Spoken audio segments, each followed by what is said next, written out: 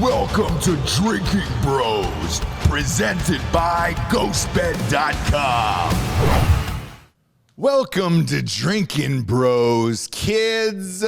We got two of our faves back. Again, it's been a long time. We got the Sklar Brothers on. Been a long time since we rocked and rolled, and I'm fucking happy to be back. It's been a while. I'm still hungover from the last time we did it. Well, do you remember the last time we did it? What happened? So was it in a house I that do you guys remember. rented? Yeah, so we were in Los Angeles. You were right around the corner from me. In Silver Lake, Los Angeles. Down the street from a friend of my daughter's friend. Right down the street from there. And then you had Steven Seagal in your phone. Yes. And we called him, and we kind of just were talking, and then he was like, who the F is Fuck this? you guys, Exactly. Yeah. And this story, by the way, is carried on. I don't know if you know this, but it's carried on for years of I love it. Holy shit, why? Yeah.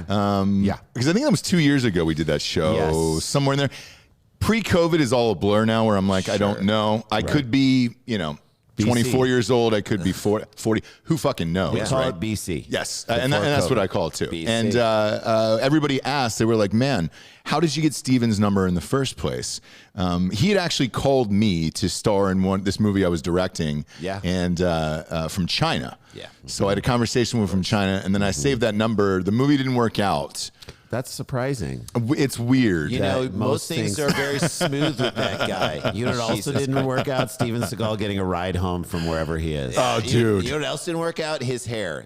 You got great hair. Yeah. His hair is sprayed on. It's all real.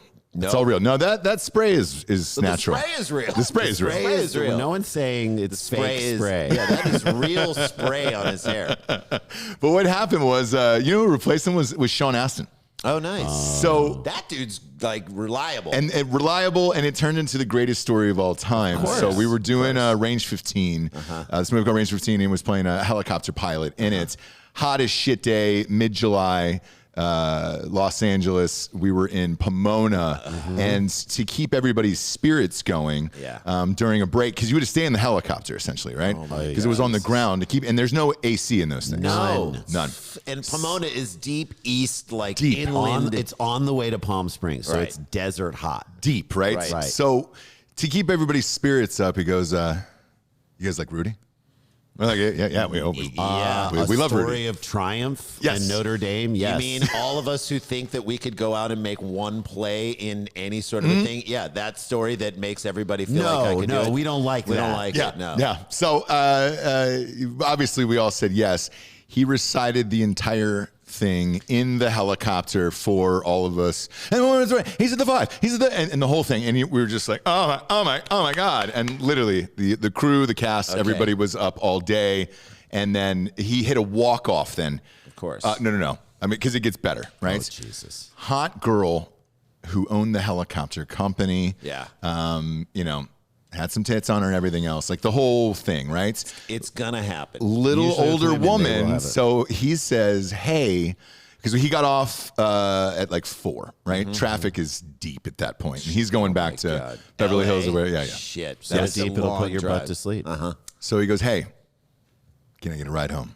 And she.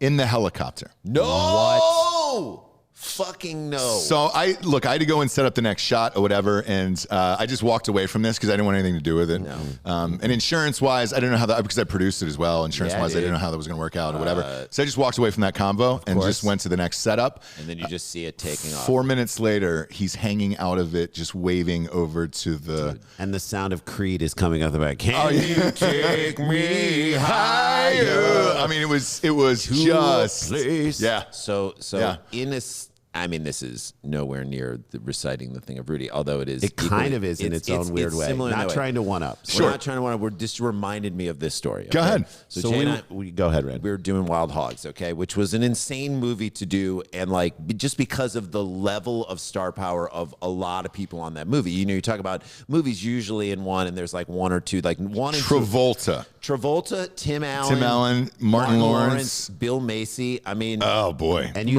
said Bill instead of William because we worked with him. Yeah, because you guys are bros. We're close. Marisa Tomei, Ray Liotta. Oh, dude, fucking Liotta. Ray Liotta was so amazing because Ray Liotta. So Peter Fonda was in it too before he died, but Peter Fonda was there, And Fonda came in, and I know he made like $400,000 for a half a day of work. Yep. And people were pissed because everyone was working. And he showed up and he knew a certain amount of lines.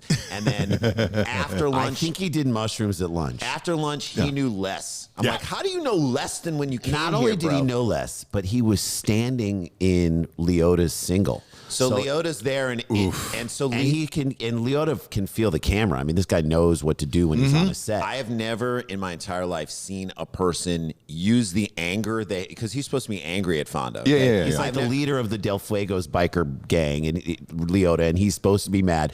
So in the middle of a take, he says to Fonda, he goes, like, "Move over here, old man!" Like lifts him off the ground and moves him over because he was so pissed that this guy's ruining his shot and making all this money and just coming in and acting like an asshole that he used it in the scene. And I'm like, Ray Liotta's such a good actor. So we're sitting there, and Martin Lawrence, who, by the way, who's great, by the way. Like, Yes. everybody's like, he's crazy. He's He's crazy. not. I did a screen test with him for something. He was the fucking best. He's wonderful. Yeah. I just saw him at the Comedy Store, and he just always gives us love. This is years after doing that movie. Anyway, so Martin's 14-year-old daughter or something like that, comes over to Video Village, and Travolta's hanging out. Travolta was easily the nicest person there. Travolta was like we had like long breaks and we were waiting, and he's like, Travolta's like, you know that the one shot in Saturday Night Fever, that big long one shot of me dancing. He's like, they wanted to cut it up. I had to fight for them to do a one shot, and he was like, you know why I fought for it? Because I could do the dance. I could do the whole thing. So I fought for. We're like, tell us more. Tell us more. Stories. He's that guy. I mean, like Travolta told us at the time that like he bought the one time he used the money he made from Welcome Back, Kotter. He bought a like brown Jaguar convertible, and he said, I've never done this in my life, but he was driving it up and down Sunset, like in Beverly Hills and whatnot, and he ran out of gas. So here he is. In front of the billboard. Yeah, and so here he is, and he had to like, literally, he was sweating, and he had to walk up to someone's house on Sunset, with like a beautiful house in Beverly Hills, and knock on the door and be like, I'm John Travolta, and I need to use your phone to call like someone to. Because there's no gas stations on Sunset. There's no cell phones. It's like, how did we live? And he just was like, what an embarrassment. So he's telling us stories like that. So he's that sort of a guy. So Martin brings over his daughter to meet John, and of course his daughter's like the biggest Grease fan ever. So Travolta just sitting there in a chair, and Martin's like, all right, John, do it. And he sings like full throat, I got chills, they're multiplying. And No he sings way. all the way through, it's electrifying. and we're just sitting there, we're like, holy shit. This is the guy. This is the guy who did that in fucking Grease. And you're like, what an iconic and he just did it for Martin's daughter who was right there. So that was huge. And you don't realize how big it is until Marisa Tomei, who was sitting Oscar award winner.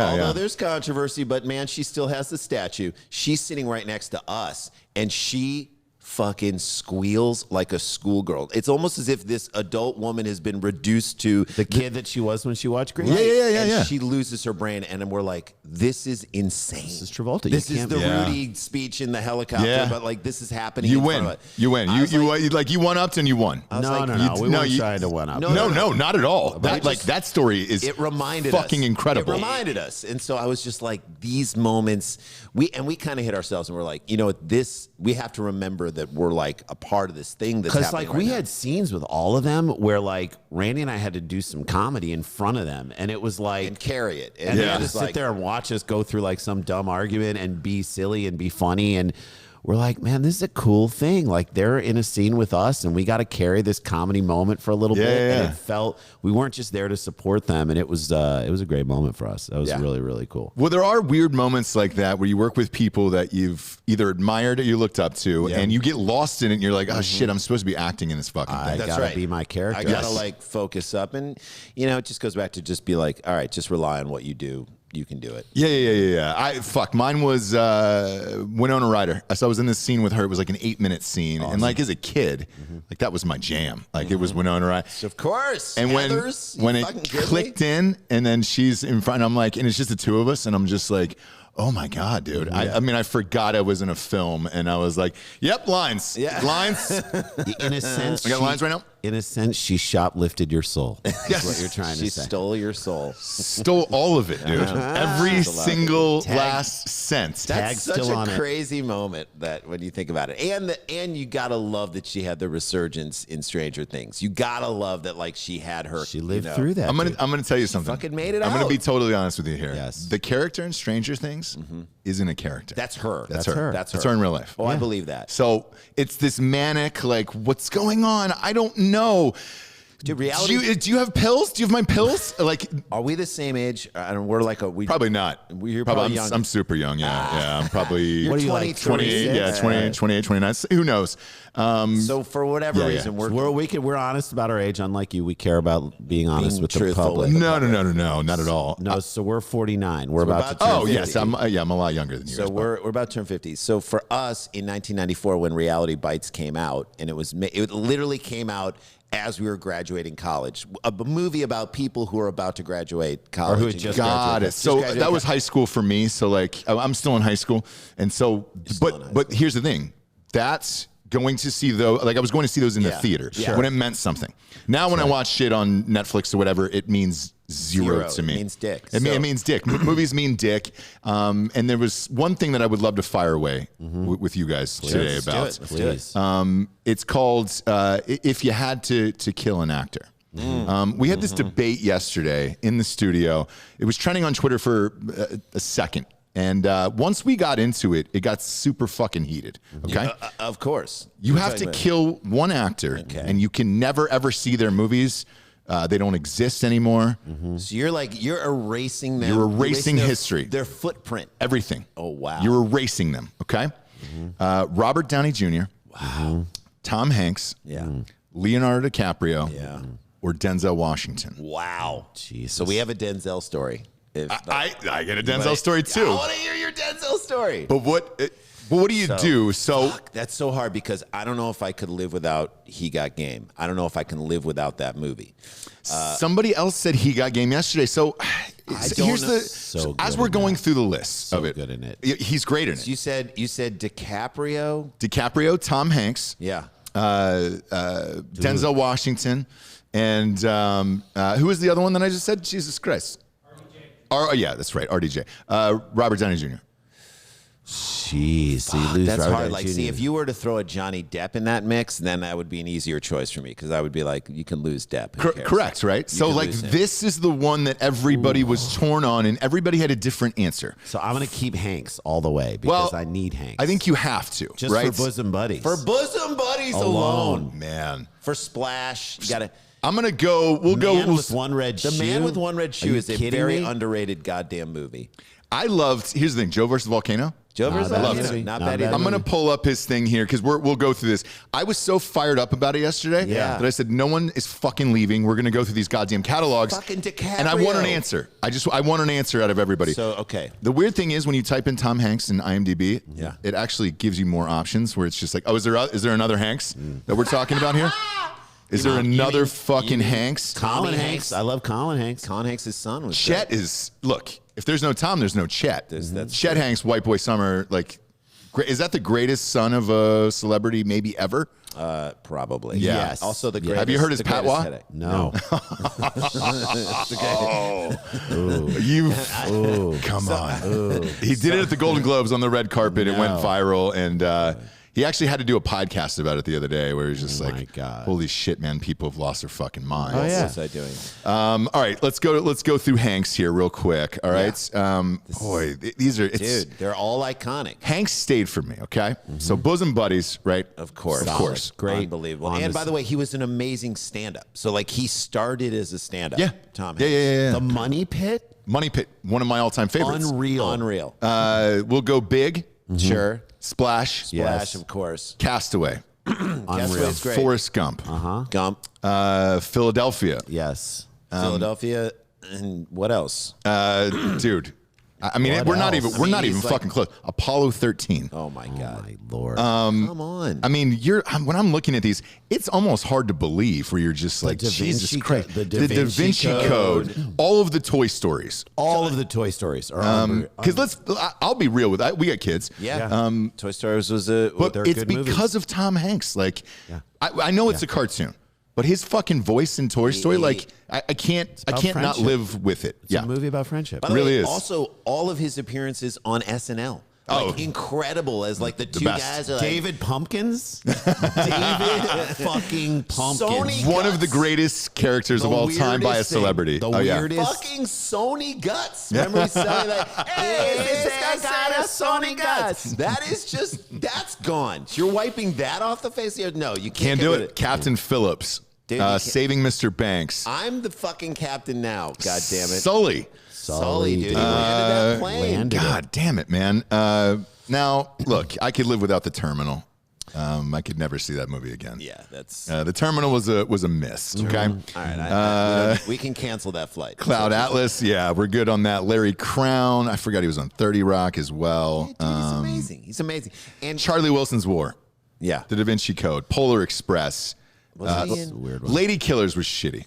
Now in the Lady didn't Killers, see it. You're not. First of all, by the way, so when Nobody right bats now, a if you're thousand. if you're a baseball player right now, and I don't know, I'm sure you've been following major leagues. The idea that like now we're never going to see a 400 hitter ever in our lifetime. Never going to see ever a again. you might not see a 300 hitter. Yeah, Yeah, I know. Do you know what I mean? Like batting averages have gone down. It's all about launch angle. It's all about how many home runs you can hit. So guys are striking out, and the shift is fucking it up. So people aren't going to have great averages. So the point is like 3 out of 10 is incredible.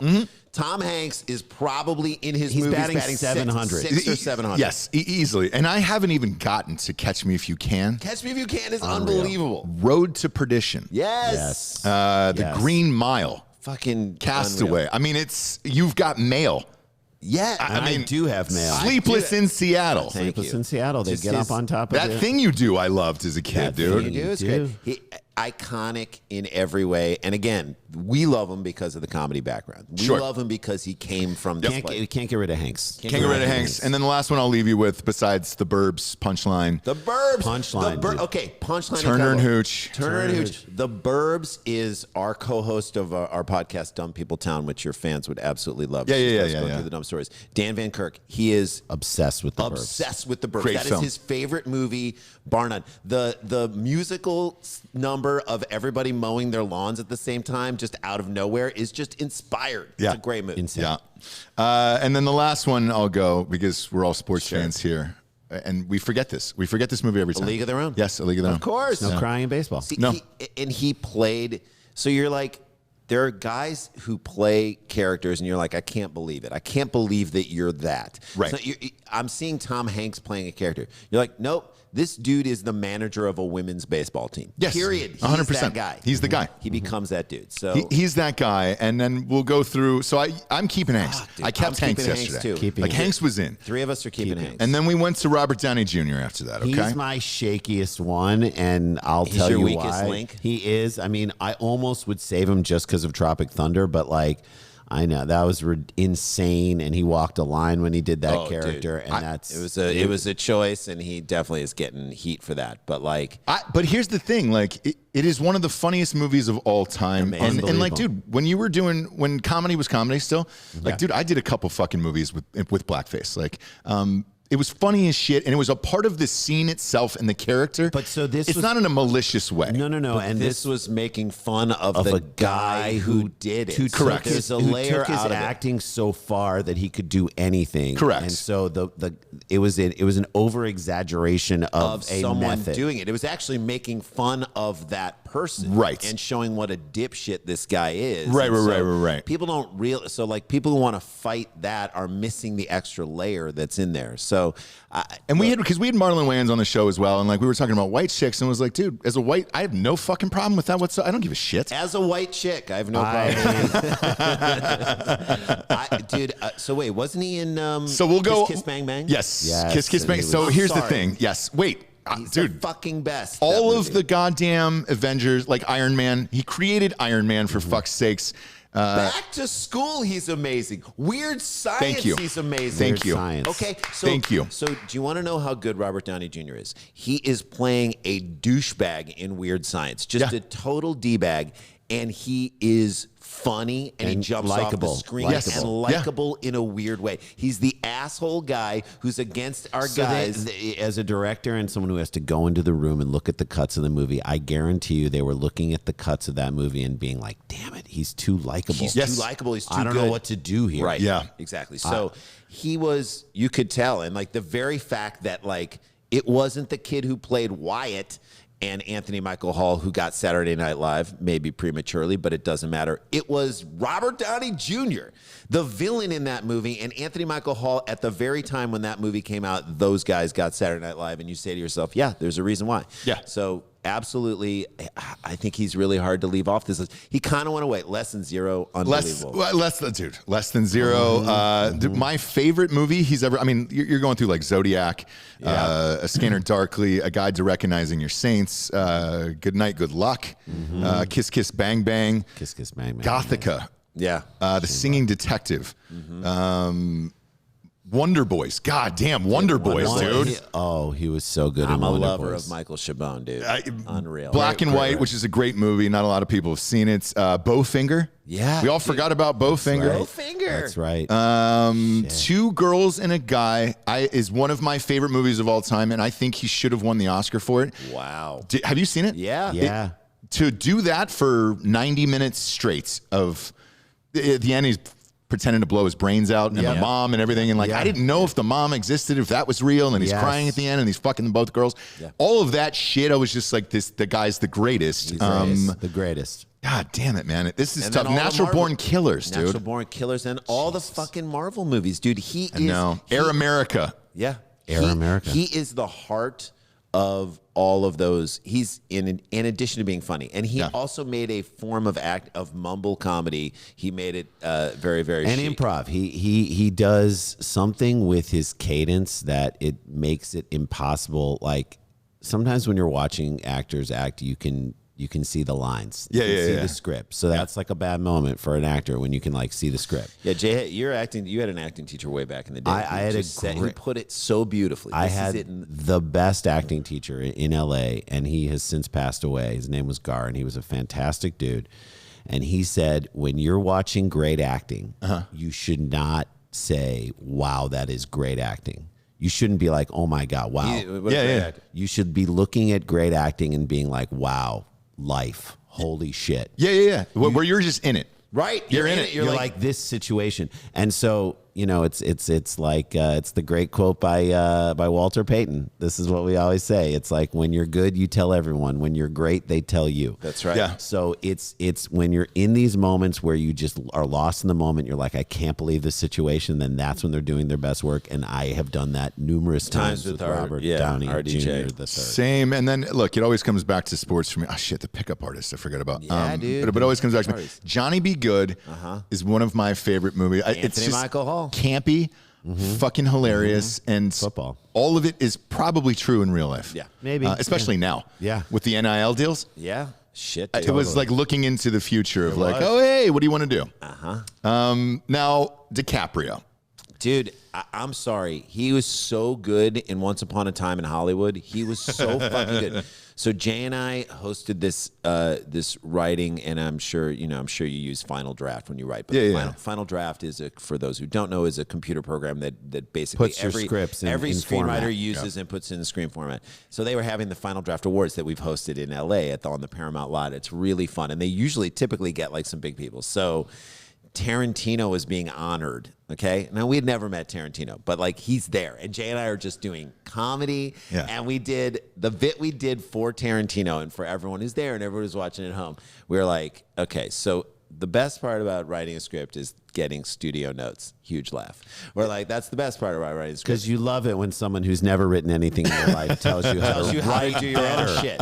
And so he was loving it. He's in the front row. We're watching this. We're like, now, people don't know this, but Pulp Fiction got a lot of notes. A lot of studio notes. And they've never been revealed. Randy and I did some digging, and we came out and we found the original studio notes. Of course, we're making all this shit up of Pulp Fiction, and we made the most bullshit notes on Pulp Fiction ever. Does he have to put the syringe in her heart? Can he just put it in her left arm? It's like all these dumb things. Does it have to be a Royale with cheese? Could it just be a plain hamburger? I mean, it's just like all these dumb things. He was fucking dying, and you're just looking at him. You're like, dude, you are one of the greatest filmmakers ever. You proved it once again by making Once Upon a Time in Hollywood. It's just so fucking funny, and I think DiCaprio was just when he walks out with the fucking blender full of liquor and is basically looking at the Manson family is like, get out of here, you dirty fucking hippies. I was dying so hard. I'm like, this dude's the best. Right. My favorite is the scene in the trailer where he can't get his lines right, and he's just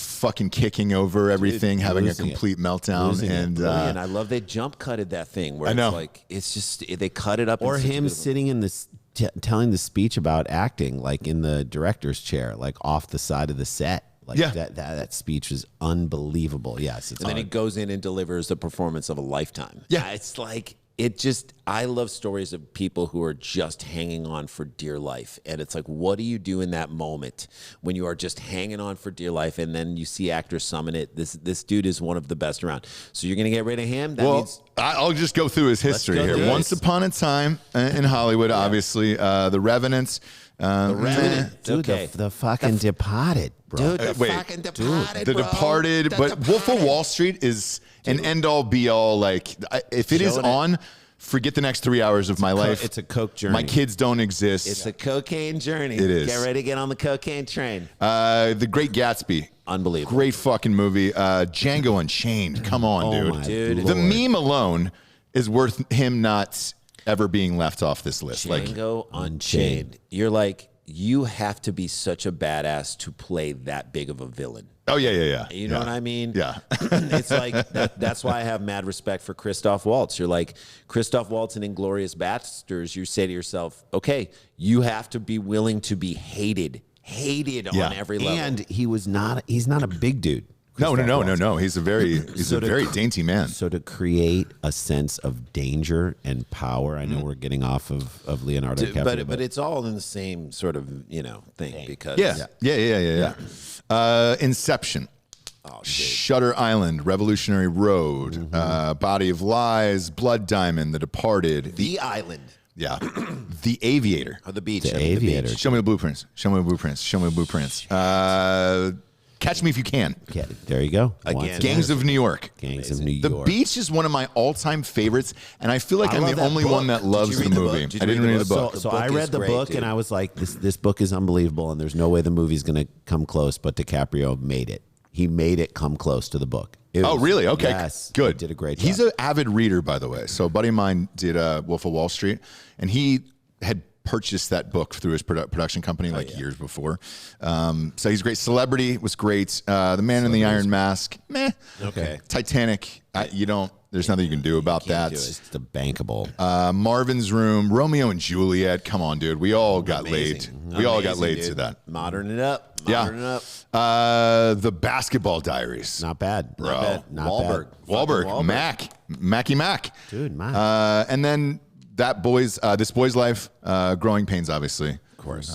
R.I.P. Boner in that one because he's dead in real life. But then What's Eating Gilbert Grape was the best retard performance of all time. I mean, it's ever in any movie. Is there anybody who's played a retarded character better than that? As a kid. As a kid. As a child. So what I'm saying is, say, like, what can you get out of a kid actor? Okay, this is what we've been on sets, we've been on children's shows. We did a show called Mighty Med, and there were really good kid actors on that show.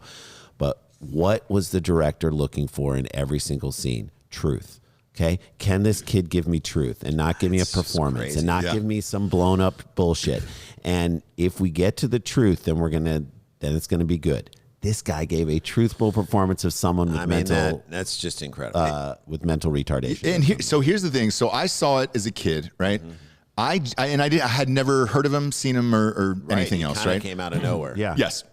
I genuinely thought that he was mentally retarded. And when I saw him in the next movie, my first comment to my buddy was, "Oh my God, he's not retarded." Yeah, I was like, they did it. Yeah. Like they prayed it away, or what? I don't know how it happened. Something. But it was that shocking to me, where I was just like, I really believed he was mentally retarded. Prayed it away could be the name of a movie. I think. Eat love and prayed it away.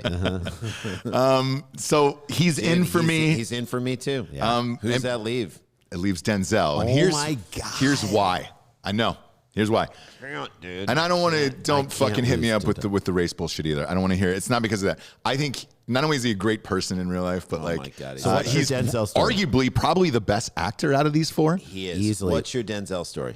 Denzel's story was one of my first gigs in LA was I was a waiter at Staples Center. I couldn't get an agent and all that shit. Yeah. And Staples Center was just opening at that time. Right. 2001. Yeah. 2002. Yeah. And so what I did was I was like, all right, every celebrity has a box.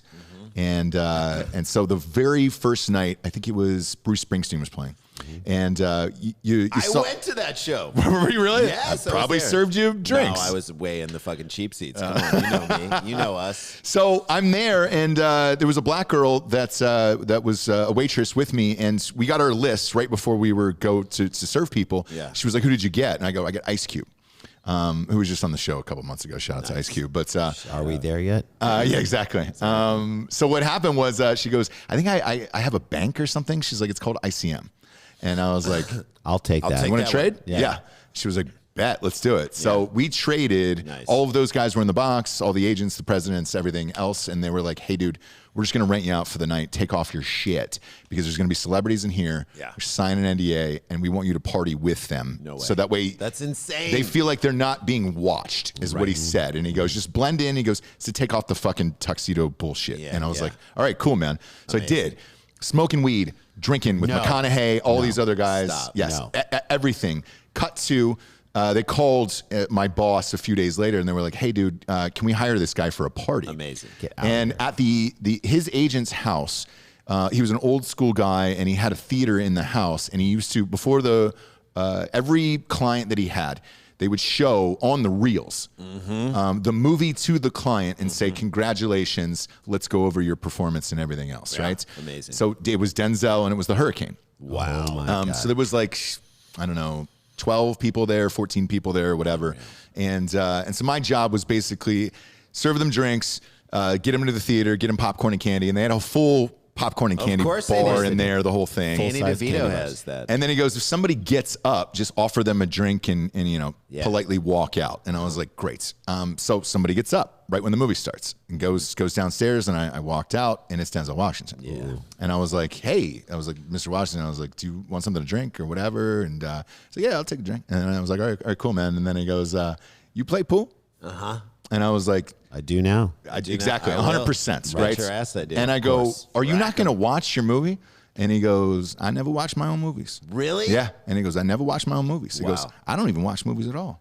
And I was like, what? Wow. And I go, when's the last time you saw a movie? And he said he was on a cruise with his wife in like Italy. I think that's even funnier. And he goes, I'm in a room, and he goes, it was Rocky or something like that. Like the waves were Rocky. So we're in the room just watching. He's like, we turn on something. And he goes, I think it was an Italian movie. Okay. Yeah, so did I, right? And I was like, he said it was some Italian movie. So anyways, I picked up a stick, and he goes, $1,000 a game. No. And I go, hey, but do you think that I would be serving you if I could afford $1,000? That's how much you blended in. He didn't think you were. He thought you were the host. No, dude, I was clearly the fucking waiter, right? I don't know. This guy's big money over here. Yeah, so like I was like, look, man, I don't have that. And he goes, okay, and he goes, gentleman's bet. And I was like, great. So we start playing, and I won. He good? He's pretty good. He's not like a pool shark or anything. Are you the type of person who gets better at pool the drunker you get? Yes, of course. And so I start drinking, and but I'm also super competitive, and in my mind, I'm thinking, well, no. I'm thinking, do I lose? Because is this going to go? Right. Yes. Is this going to go bad with the agent? Right. And I was like, fuck this. And I just smoked him in the first game. And then he was like, okay. And so we ended up playing that. I don't know if you know, but that movie is like 3 hours and like 15 minutes, The Hurricane. Sure. So it was just me and him for 3 hours and 15 minutes. And he goes, what do you do? And everything else. And I was like, I'm just moved here to be an actor and everything else. And he goes, ask me anything you want.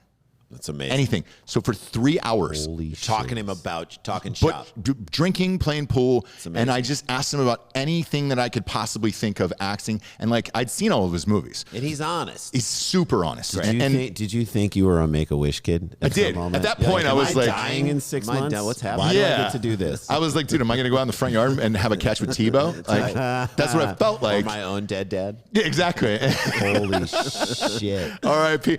So for 3 hours, and I was, I mean, literally just grilling him on everything. Yeah. And I go, the tear in Glory. I go, when you're getting whipped in Glory, I was like, the one tear that falls down, how did you do it? Yeah. I go, I just got to know, what were you thinking about or whatever? It's a great question. And he goes, oh, I wasn't thinking about anything. He goes, I don't blink. I was like, what?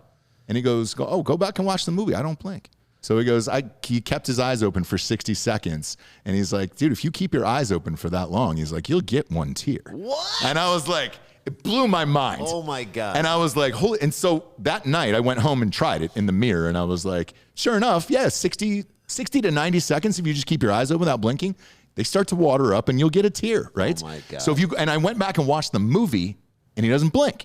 And then there was John Q, same thing, where he's over the bed and he's talking to the kid and he's got one tear that comes down. I bet he doesn't blink.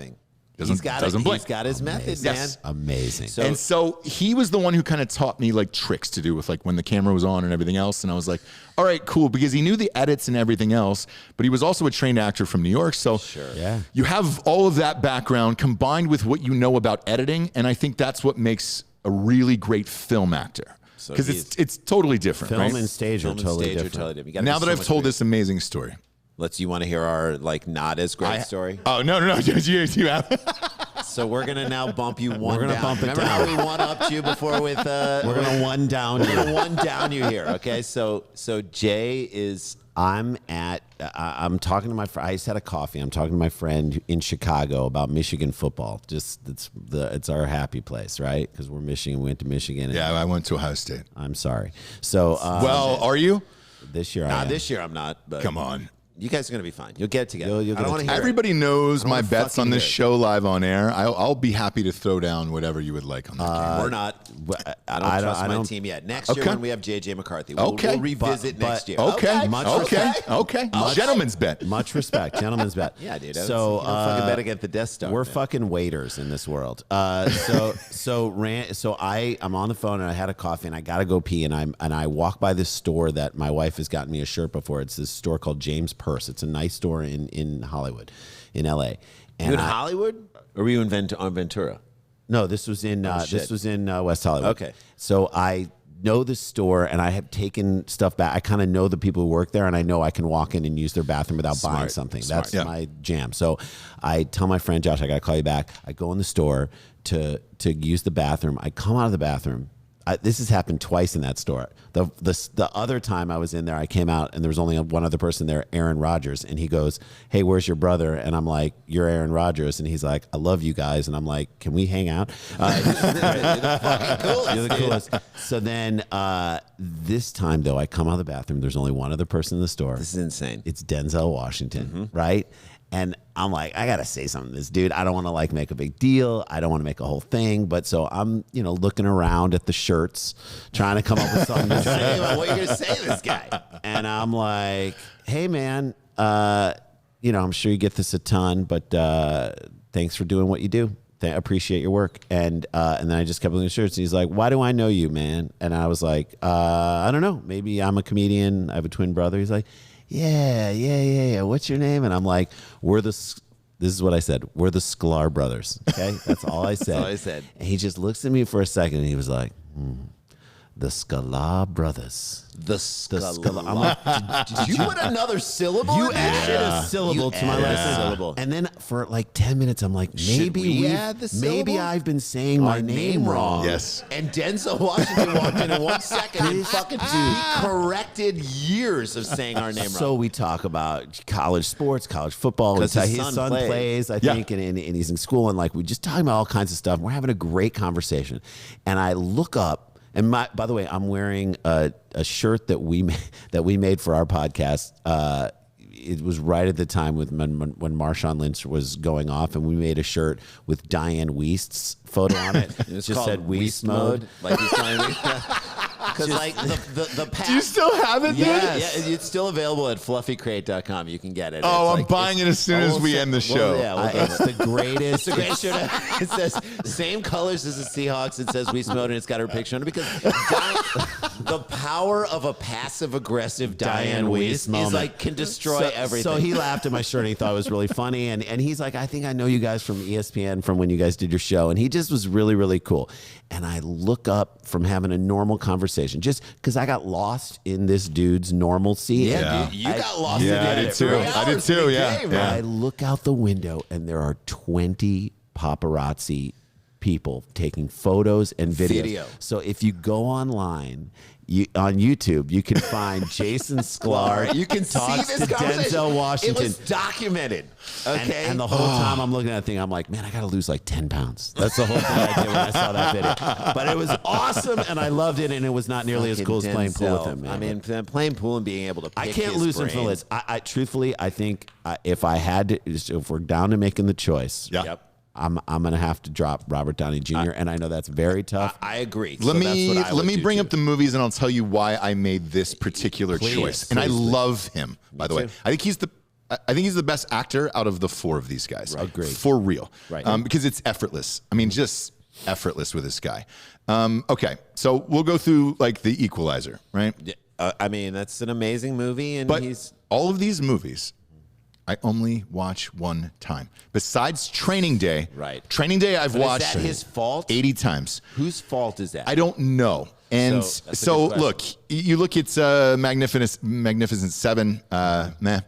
So Equalizer, I've seen once. What was the one he I played liked the it. lawyer, like Barnaby something or other? Oh, we'll get to it. Hang on. The Pelican Brief. fucking The Pelican Pelican Brief. Brief. But he was one where he was like a funny guy on a bus. Like Roman J. Thank Israel you. Thank you. Esquire. Thank Again, you. I've seen it. Thank you. One time. Once, and that's it. Once.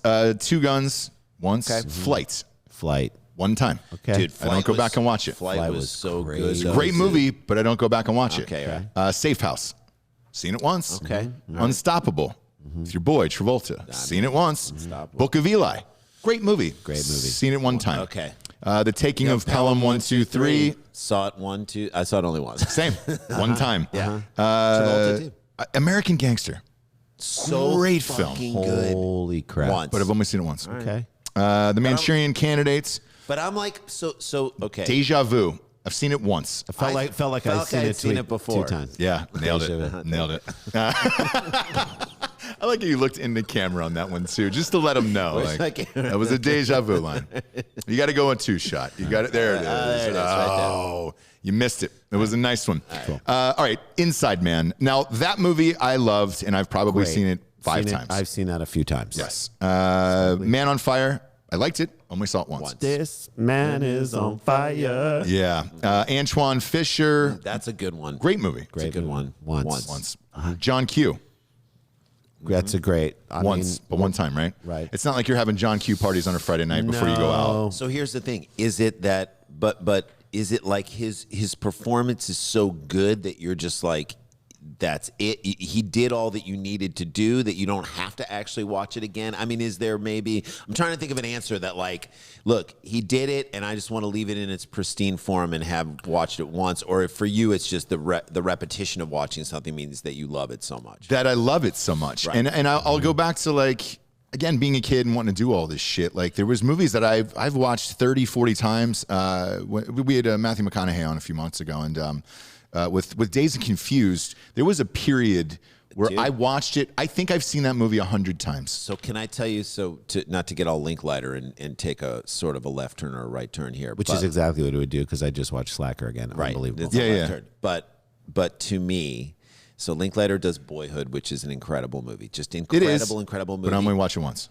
Only watch it once. It's an incredible feat in movie making. Dude, when the stepdad like Ethan steps Hawke? on the stepdad Oh, yes. steps on the golf ball Yeah. on the thing, my first thought was like, She gonna get hit. She gonna get hit. She gonna get hit. And I'm sure he received a lot of studio notes just because of the way that thing was being made. So the next movie he makes, and I don't know if this is chronological or not, but this is in my brain what I think happens.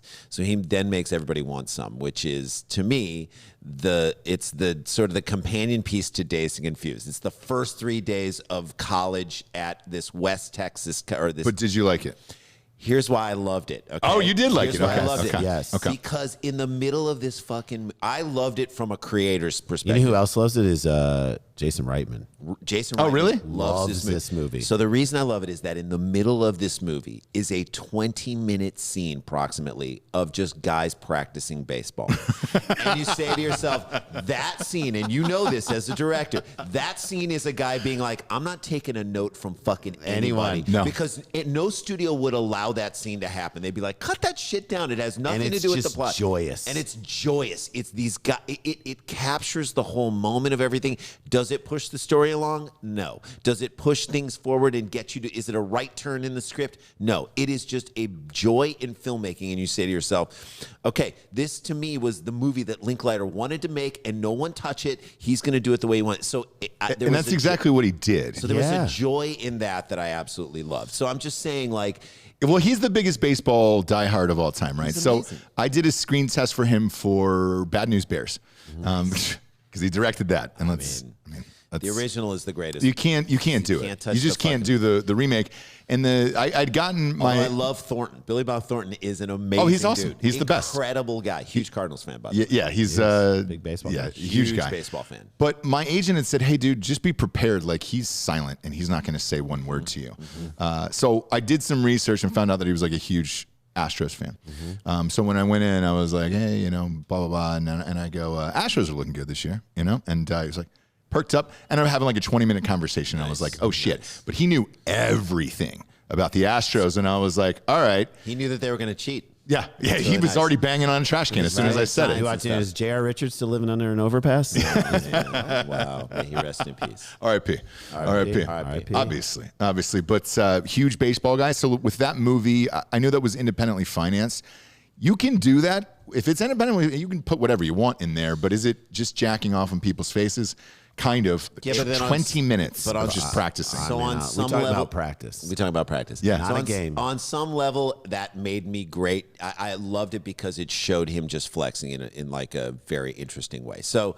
All right, fine, but whatever. So, I mean, Back to Denzel. So my Back to question- Denzel. but my question about that is, it brings up a very philosophical thing. What makes a movie? Is it the filmmaker? Is it the script? Is it the way that it's shot? What makes you want Is to it watch the a movie? story? Like I can watch Pulp Fiction anytime it comes on. Anytime Pulp Fiction comes on, I can watch it. Anytime Rocky comes on, I can watch it. Anytime Dead Poets Society comes on, I can watch it. Anytime Hoosiers comes on, I can watch it. Anytime Breaking Away comes on, I Anytime can the watch Bad News Bears, Breaking Away, dude, is one of, if not the best sports movie of all time. I'll put it up there against anybody. Fucking Paul Dooley sitting in a car at his used car lot, and he's listening to his son it. Who he has never accepted as a person. Yeah. racing in the little 500, and he's on the lot, and he's like, Stoller, makes a lot, Stoller, makes right. Yeah. Turns on the fucking car and drives. I'm like, Drives off his lot to go see his son and meet him where he lives, not on his terms. A Meet beautiful him in moment. his arena. And you're like, this is what sports movies need to be about. This is the whole thing. I just rewatched the scene where Barbara Hershey and Gene Hackman take the walk, and he explains to her why he hit the kid and how he lost his job at the college. And like that scene is just, it just rips your heart out in the most beautiful way. And you're like, this is a sports movie. Yes, it's all about the basketball, and yes, it's all about the period piece basketball, but it's that scene. So, And he's got Remember the Titans. So like with Remember the Titans, he was in a sports movie, but is that one you can only see once or no? yes. And so the producer who's not here is in Nashville right now. Him and I were discussing Remember the Titans. He's like, have you seen it recently? And I go, yes, I have. I don't and he remember goes, it. And he goes, does it? Yeah, exactly. And he goes, do you think it holds up? And I said, no, I don't think it does. So that some sports movies are just of the time, and that's what it is. Like there are just some sports movies that I'm like, yeah, that like Jerry Maguire holds up because because of the things that it talks about outside the world of sports are still very much, I mean, you could remake Jerry Maguire today about NFTs and shit like that. Like you could 100%. That thing could get Same with He Got Game, right? So He Got Game is the concept of where Denzel had to, like, his whole life of neglect then turning to a need to get something out of somebody in order to serve himself, but to make it seem like he's trying to help somebody. And the mountain he had to climb. And the amount that people care about college sports. Like that, I almost got that angle of it. The fact that like they're like, he has to come to this state school. It's going to save the state. Yeah. But for me, so going back to the just only watching once, right? Same with He Got Game for me, and I'll tell you why. Yeah. Is the prostitute and the fucking life story, and it's heavy. It's a heavy movie. Heavy. Oh yeah. So like I think probably the greatest actor of all time is DDL. Daniel Day-Lewis, because I'm actually sitting on him right now. He's playing this chair. Unbelievable. He's so good. He's so good. But that's how good he is, right? Yeah, so amazing. It's one of those things where Became a chair. I can't watch Lincoln again though, and I know it's the greatest performance, and I know he's probably Abraham Lincoln, right?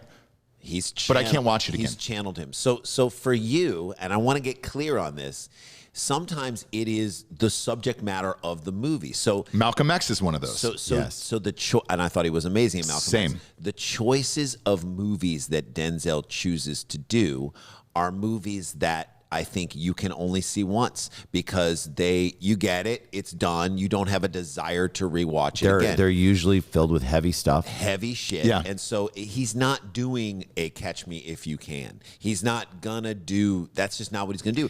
Like the Roman J. Israel Esquire was the closest version to that. But like maybe he needs to be cast. Like maybe, Tarantino needs to not use Sam Jackson, but instead, not to say replace one black actor with another, but instead of using, maybe you use Denzel Washington in one of those roles. And you know what I'm saying? Yeah. I mean, because look, going through this Mo Better Blues. Courage Under Fire, Devil in a Blue Dress, Crimson Tide. I've watched 1,000 times. That standoff with Hackman, incredible, is amazing, and I love Hackman. Pelican Brief. Pelican Brief. Although Pelican Grief would be a great name. Pelican Grief would be awesome. He's just sad about a dead pelican. Sad about a pelican that died on his watch. Fucking sad about this dead pelican. Davis. He's sad about Anthony Davis leaving the Pelicans and coming to the Lakers. Dude, you're never gonna get rid of that Pelican Grief. Ever. So who do you got? So I think it's RDJ for me, only because Denzel for me has just delivered so many ridiculously iconic performances, and I love RDJ, and I know that means that all those Marvel movies are gone, which just sucks. But I feel like I could live without some of RDJ's work more than I could live without Denzel's work. That's me. Okay. Yeah, man. I don't think I could lose DiCaprio. I just don't think he can lose. And Hanks. And Hanks. I agree. Hanks, to me, just coming from stand-up, it's hard for me to get rid of Hanks. I'm going to agree with Randy, which I don't love doing in my life. I hate when we wear a similar shirt. I hate when we agree on stuff. If we show up to a venue, because obviously we don't live together and we have families and we have lives, and so we'll show up to do a night of stand-up, and we are wearing anything in the same genre of clothing, like 2 short-sleeve button-downs, we're like, one of us has to leave or die. Yeah. That's how it's going to roll out. So this is bothering us. So I think it's Downey Jr. for me because, and it's almost like a win over replacement situation because I do think he's amazing, but I do think. You mean win above replacement? I love that you changed the name of what the stat was. Win above replacement. War. I think that we could have replaced him in some of his. I don't think you could have done that with Denzel. With the roles that Denzel has done, the things that he has done, I don't think you can do that. Same with Hanks.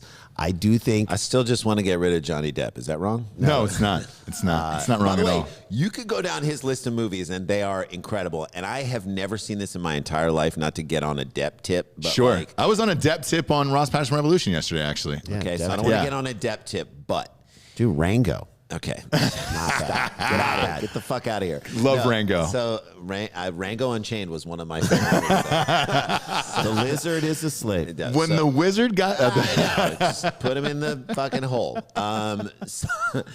So I went to go see the second Pirates of, and I'm going to pronounce this one way, and I'm sure people... Pirates of the Caribbean. Oh, that's Caribbean, dude. I know, I'm joking. So Pirates of the Caribbean, I saw the second one. My wife and I were in Long Island visiting her parents, okay?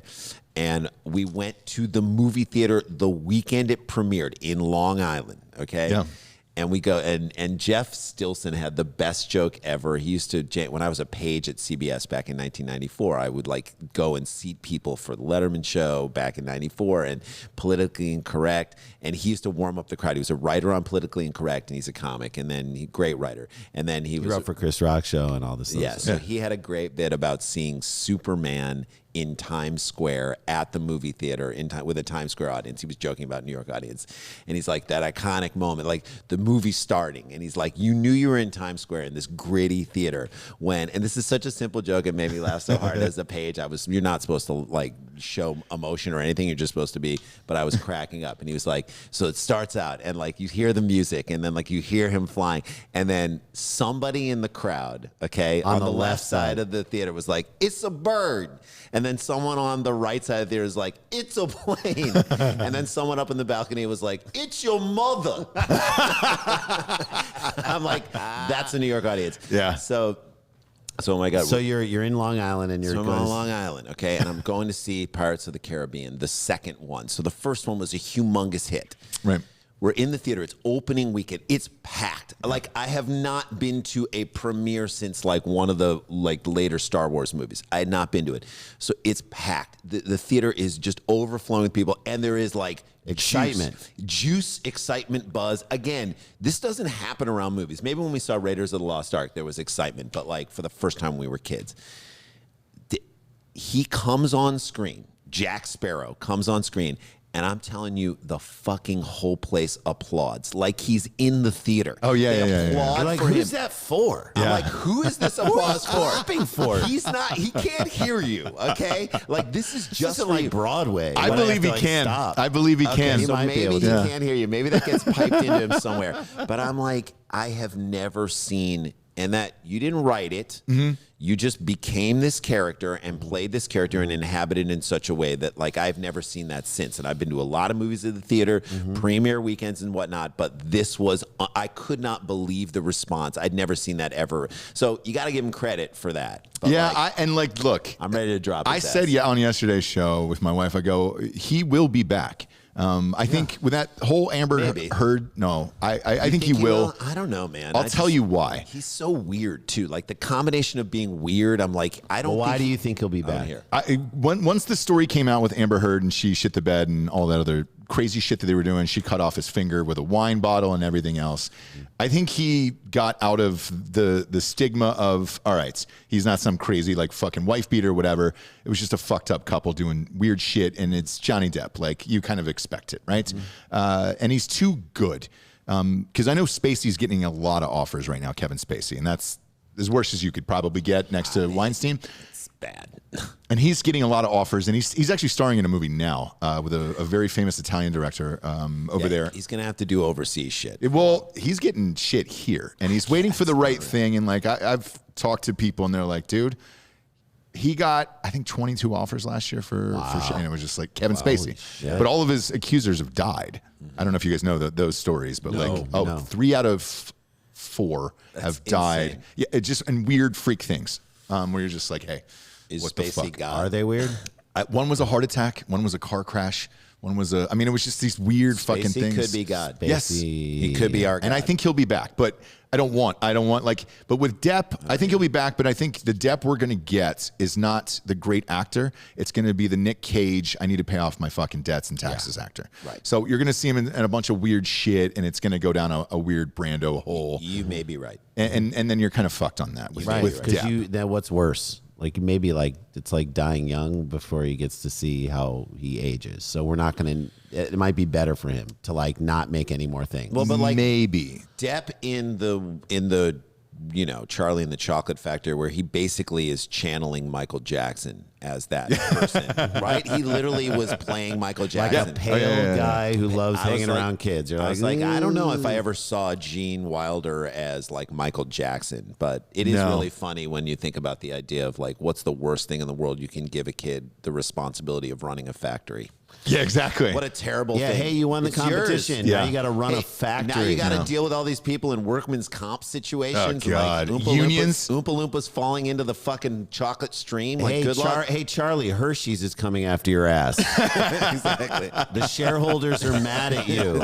You're 12. Aren't you glad you won this chocolate factory? Hey, Charlie, OSHA's coming in, and they're going to fucking kill your ass. How you gonna, no one's wearing a hairnet near the seltzer.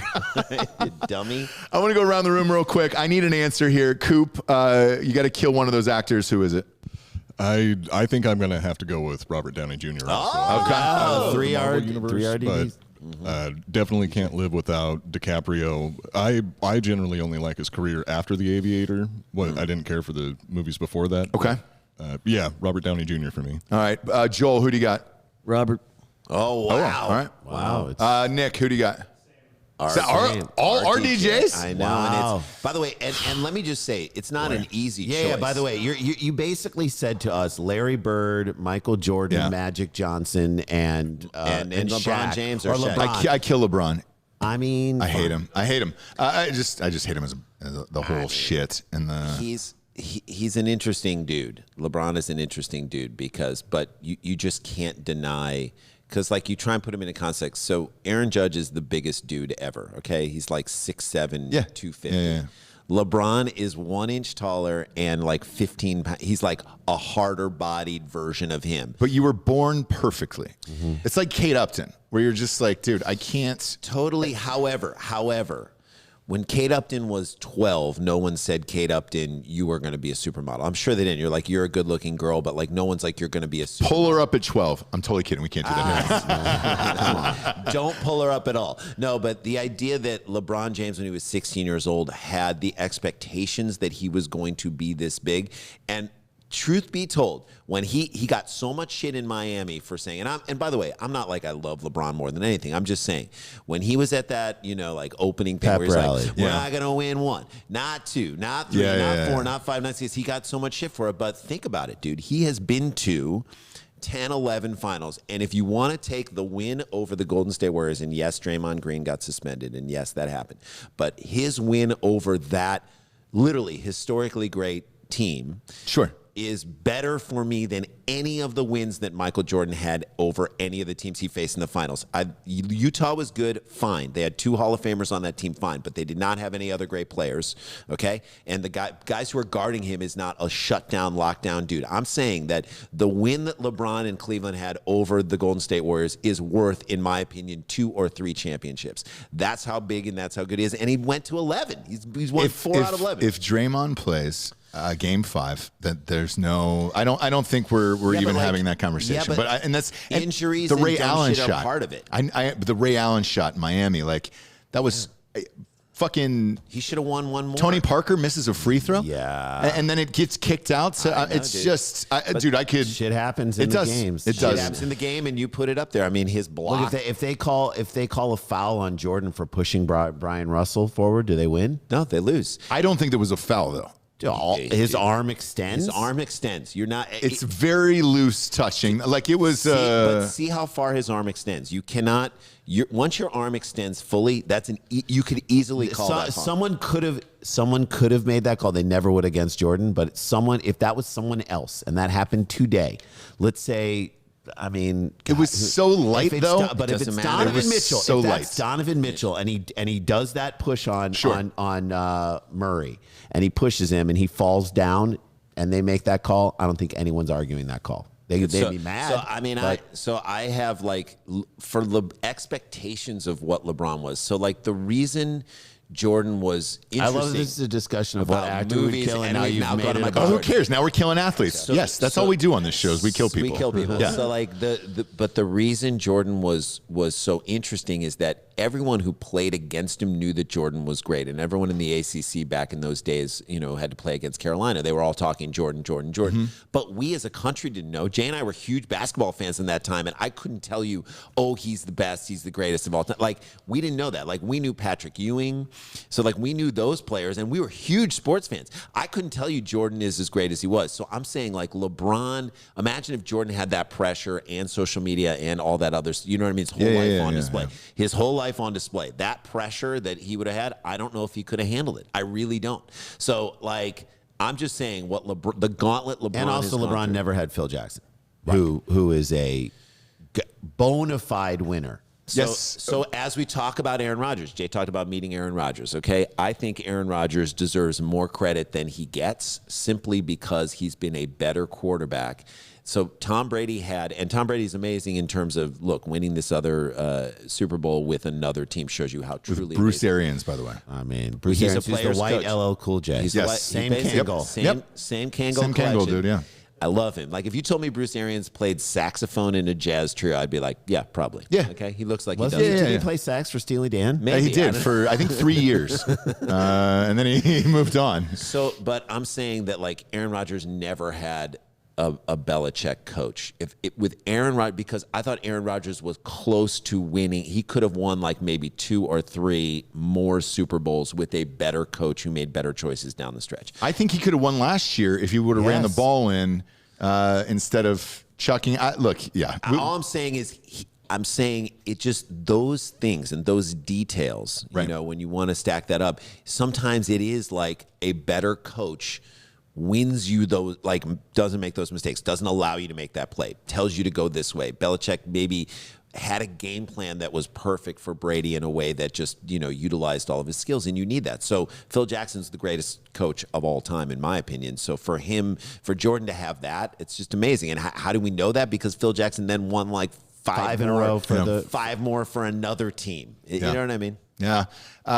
Look, I know you guys are busy here, so I get one more question before we get out of here. What was your choice? You said to lose Denzel. He said Denzel. And by the way, Best actor? But he's the one they're all one-offs. And so I respect that. That's actually a very good take, and I 100% respect that take about that. At least you came in with not like, I don't know. Tropic Thunder I've seen 50,000 times, and whenever it comes on, I'm there, and that's one of the greatest characters ever. And but like Ben Stiller was great in Tropic Thunder. Like there were a lot Black of was amazing. Black All of was them. insane. So Yes, like that the was an movie, ensemble, yeah. So I'm saying, don't let the movie itself and the type of movie it is color the way you. But who could have? So the argument we also had was who could have done that role though, Jeez. and that's why Denzel. That's what he said. Denzel. That's fucking hilarious. Perfect. What I want to end on is Whiteface? yeah, exactly, whiteface Denzel. That's great. Never know. Amazing. Never know. That would be incredible. Norm MacDonald. So Norm MacDonald passed away. Look, you guys are in the stand-up world, and you guys are always, that's what you're here for in Austin, Texas right now. I never got to see him live. I never performed with him on the same bill or anything like that at all. I was just a gigantic fan of his. Of course. Did you guys get to meet him? I'm assuming somewhere along your career you did. Yes. And what was he like in real life? Amazing and eccentric and weird and in interesting ways. Like he didn't drive. Like, which is just fascinating to live in Los Angeles and not drive. And by the way, he didn't drive like pre-Uber, where like ride shares were a lot easier and stuff. So like, I remember being at our old podcasting network, and he was coming in, and they're like, "Oh, his car service is picking up." We're like, "He gets a car service?" And they're like, "He doesn't drive."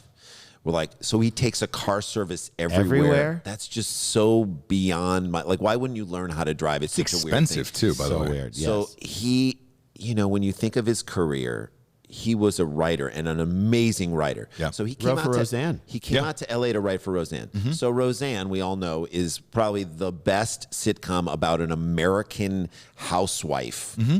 He is a Canadian dude.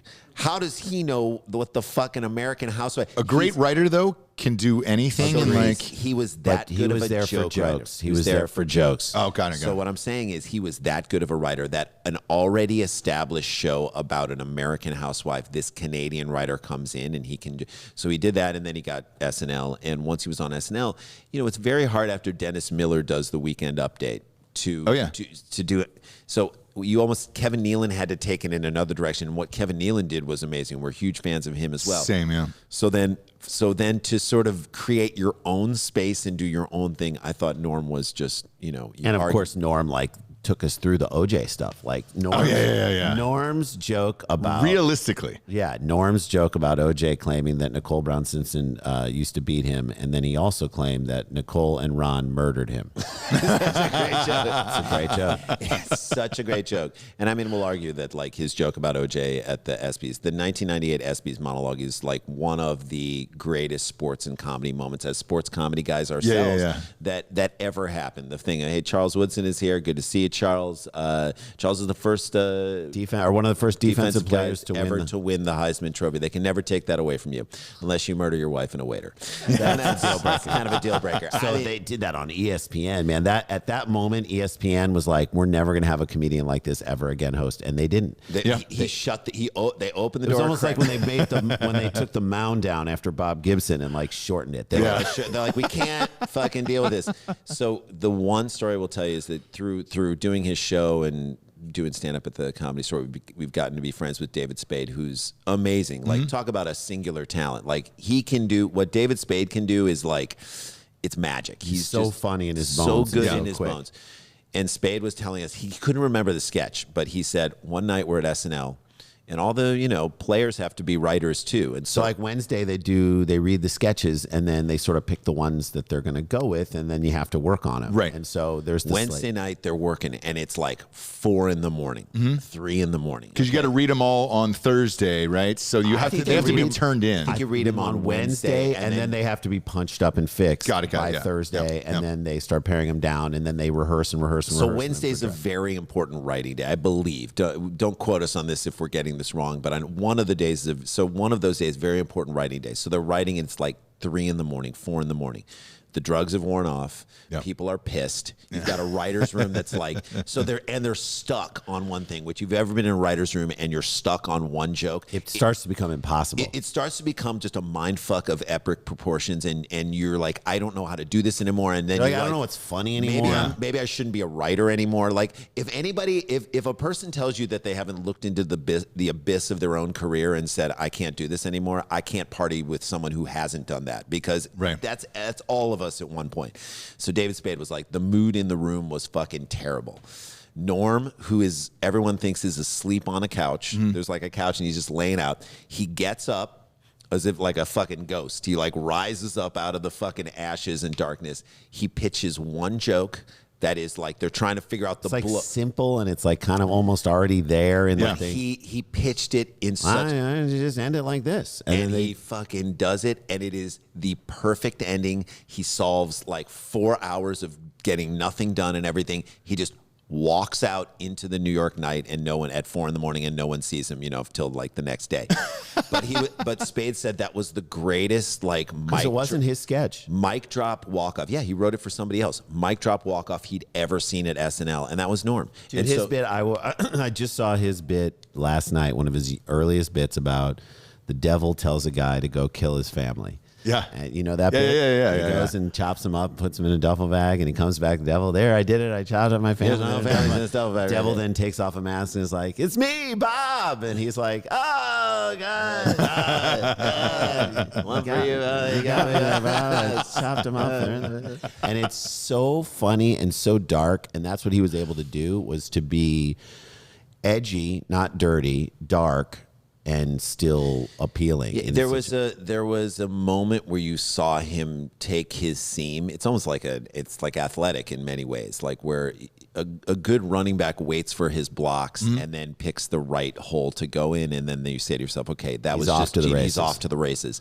So you could see Norm, especially with all the stuff with Conan, is just so great. Yeah. Because Conan, he's just like, Conan, you see him like taking it to the crib every time he took it to the house, because he would wait for the right moment. You see him kind of calculating, where do I go here? And then he would just take it, and you're like, oh my God, he's so great and dangerous and funny, and you didn't know where he was going to go with the stuff he was doing. So, when you lose a singular talent like that, and I didn't even know he was sick for that long. I didn't even realize that. Did you know he had cancer at all? I didn't, but when you look back and you see how he kind of blew up, you're like, oh man, he's really let himself go. That's probably prednisone or whatever he was taking for the cancer. Like that just blows you up. Whenever we saw him, we were like, in a beautiful way, excited and starstruck in a comedy sense because we were just always. He was always like very pleasant, and everybody we know who worked closely. Like so, when he died, we texted Spade and texted our buddy Nick Swartzen. Yeah. Adam Egget, who was on his show. With show. That's what when you go to Netflix, somebody dies and they put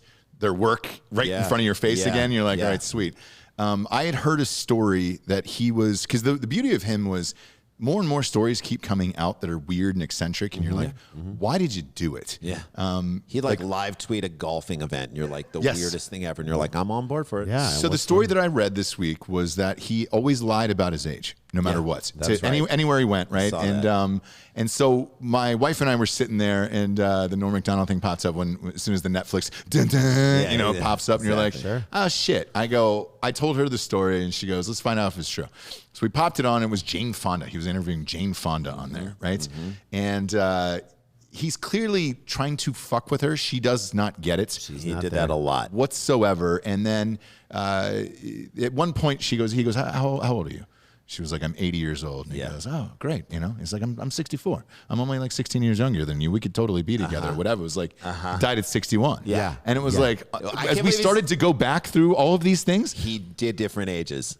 For everyone. Hilarious. Across the board. And it was just a running bit. It's his own joke. And I used to bit. say that, like, dude, there was one joke that I wrote that I had a fucking a pound of shredded boar's head turkey in my pants, just so that I had my own secret throughout the day, and that was my own thing, right? Funny. That's what Norm, like all of his shit, it was like his own secret, and then you're not going to find out about it until after he dies, and then you're like, all right, great. What the fuck else is out there? He was fucking with us. So and the thing about it is, it's the rule of comedy that we try and live by, that I think every comedian tries to live by, the good ones do, which is, if it makes you laugh, if it's something funny to you, then just do it. Yeah. Trust your instincts and go with it. He was the ultimate of that. Like, even on moments where he wasn't getting laughs on Conan, he just kept going. I mean, there's the famous story at the roast. I forgot who he was roasting. Saget, yeah. And he just did all these old-timey jokes.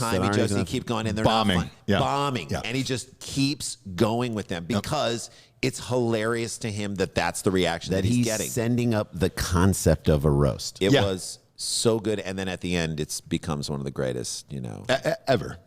So I mean, sad that we lose a singular talent like that. It was kind of the way, I was like, why am I so sad when Kobe died? And like when Kobe Bryant, like, I'm not really a huge Kobe Bryant fan. I'm not a Lakers fan by any stretch of the imagination. No, and I'm not a fan of some of the shit he did in his life. But like later in life, I'm kind of like, all right, this guy really is the heart and soul of this team, and you can understand and appreciate him as an athlete. But when he died, I was like, man, it hit me hard. I'm like, why is this hitting me so hard?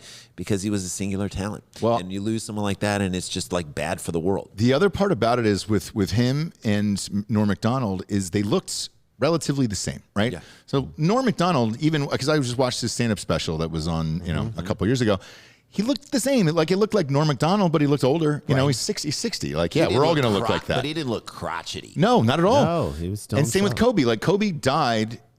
And he looked identical to when he was playing. So that's what makes it more sad. I guess so. Yeah, that hurts too. Now's the point of the show. We get to the Drinkin' Bro of the Week, which is someone who has inspired you or helps you become the person you are today.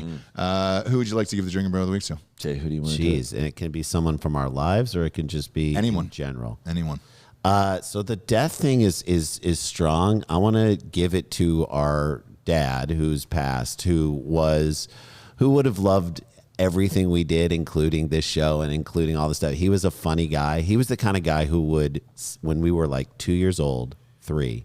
It's a great bit. If he saw people in a restaurant that he knew, but they didn't see him, like work people, so they didn't really know his family or anything, he would send us over to the table to such a good bit. This is such a good before bit. we knew what we were doing, to interrupt their meal and just walk up to somebody, and he'd be like, "Go up to that guy," and we'd walk up and be like, "Daddy." To another person, and their wife would be like, what is going on? And then our dad would peek out of the side and just be smiling, and it was such a good bit. It was such a good so bit. Good. So he had us thinking that way. And of course, our mom's name is Annette, and our dad's name is Dick, and our first joke was... we ever wrote was, how do you catch a dick? With a net. That's just good writing, dude. Yeah.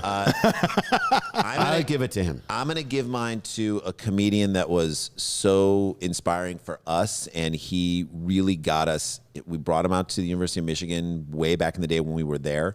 And we said, give us an honest opinion about our comedy. We opened for him and we said, tell us what you think. And he didn't blow smoke, and he told us what to do. And then he helped us in various ways along the way. And he's just one of our favorite comedians ever. Andy Kindler is his name. Oh, shit. Yeah. Unbelievable comedian, brilliant joke writer, so funny. I highly recommend to your fans, go back on Dr. Katz and watch all of his like Dr. Katz episodes in the late 90s. He's so good. In that same way He of was on like, Everybody Loves Raymond. Yeah. He did he did a bunch of stuff on Letterman. He's just a phenomenal comedian. his Letterman sets are great. Yeah. Incredible. Fantastic. So he is someone I'm going to give mine to him because he was very inspirational to us, helpful to us, and I think showed us the way to be with other younger comedians. So I remember when he was doing a Conan set, and we had just moved to New York City, and he was like, I'm doing Conan this week, and I'm running around doing shows. If you want to come, he called us, and he said, if you want to come, hang out. And we went down to the Boston Comedy Club, which at the time was where Chappelle was working out. Attell was Dave working Attell, out, Jeff- Sarah Silverman, Jeff Louis Ross. C.K., Jeff Ross. Like, they were all young. Todd Barry doing it there. So we're hanging out outside of the thing. We watched Andy do his set. We had just moved to New York. Weren't performing anywhere yet because we just didn't know how to get in. Andy said to the guy who books the club, you know these guys? You know who they are? And the guy was like, no. And he's like, you should know them. They're really funny. You should start booking them here. And the next week we got a spot there. No shit. But he didn't have to fucking He didn't do have to it. say any of that. It was like one of those moments where like, oh, he was teaching us how to be good sort of mentors of other people, because there's no mentoring system in comedy. No. It's like there just isn't. And everybody So- hates everybody, and the so jealousy just- and all the other So shit. we're like, I'd love to build a comedic community where people like each other and it's actually fun. So we're here at this festival at the Moontower, and it's like we're so fucking happy because we get to hang out with all of our buddies. It's Yeah. like the most beautiful thing ever. It's the best. You guys are the best. Tell everybody where they can find you. Okay, so here's the thing I want your fans to check out because we are so excited that we're doing this. So our big show, Cheap Seats, was on ESPN Classic. It was basically like Mystery Science Theater. with It was the the old fucking Sporting greatest, dude.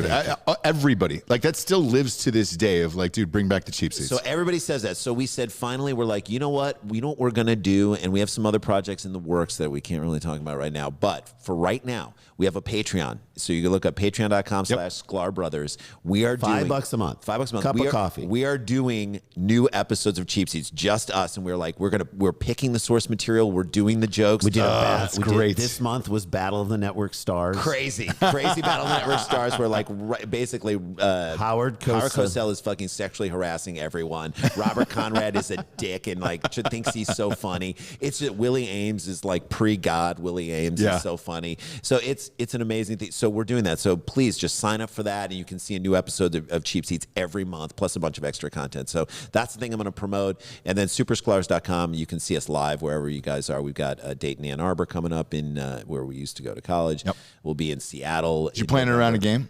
Yeah, We did. Northwestern. So we There you might, go. we know Harbaugh, so like hopefully we'll get in and give like a speech to the team or something like that. Be great. That'll be awesome. That'll be awesome. Thanks, man. Except for when we're playing you guys. But, Oh, it's going to be a wanna good hear one it. this year. Here, don't you want it to be competitive again? Don't you I do. want? I No, do. he doesn't. I actually do. Yeah. Because that was when it was at its best. The And best. I don't. It's same with like Duke and UNC, right? Like, Dude, 16, 17 were two really good games. Great games. Very close. Overtime. great one. game. Yes, and that's what it used to be. Right. And now it's not anymore. And it's like, I want it to don't be that. mind. I think this year's going to be a good game. I can't say that I think Michigan's going to beat Ohio State because it just hasn't happened in a long time. And Ohio State, I think, will always get it together because I just assume that. They've proven it.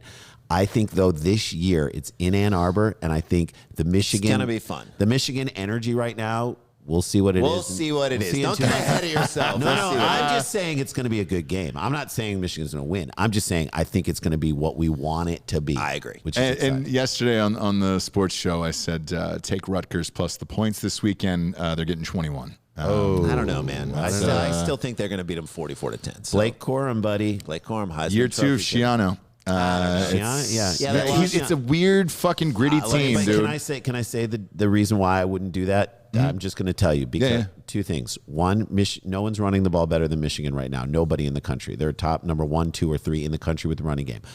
If Michigan was a pass-heavy defense or offense, I would say Rutgers has a shot to beat that spread because Rutgers' weakness right now is their defensive line. They're stronger on the back seven than the front. Right. And Michigan's entire offensive identity It's right about now. pushing dudes out and creating holes and doing that. So, and they've got Right. 2 running backs, Thunder and Lightning, Haskin and Corum. There's a real chance right now that Rutgers' weakness is Michigan's strength in that game. So I think it will play to the spread, and I think Michigan wins at least 38-10. Maybe, or even it's a 28-point game. points. So that's what I think. That's me just personally. a vibe of people who've studied that game very closely, but we could be wrong. And Schiano, so- I never underestimate. I never underestimate He's 3-0 with Rutgers. Yes, and 3-0. and so on the flip side of this, it's not because it's Michigan, by the way. I literally, because I don't want anybody to lose money at home, so I go fucking hard on this. Yeah. The other one that was the big spread this weekend was West Virginia. So I took West Virginia plus 17 against Oklahoma. Yeah, dude. I think Oklahoma's a not little for real, yeah. dude. Not for real. They couldn't put away Nebraska. Come on. I think West Virginia might win, and if you money think line you're it, it's 6-1 right now. So I sprinkled a little bit on it. Nice. For you. All right. Little bits. Fingers crossed. Appreciate it, boys. Thank you. 2 of the best in the biz, dude. And whenever you guys come by, the shows fly by, dude. It's amazing. fantastic. We'll come in fun. every time. Every Anytime time, we're man. in town. We'll Yes, come. you're always welcome. you. Please check them out. Check out their Patreon. Some of the funniest dudes on the planets. We appreciate you being here. Good night, everyone. Good night. Awesome.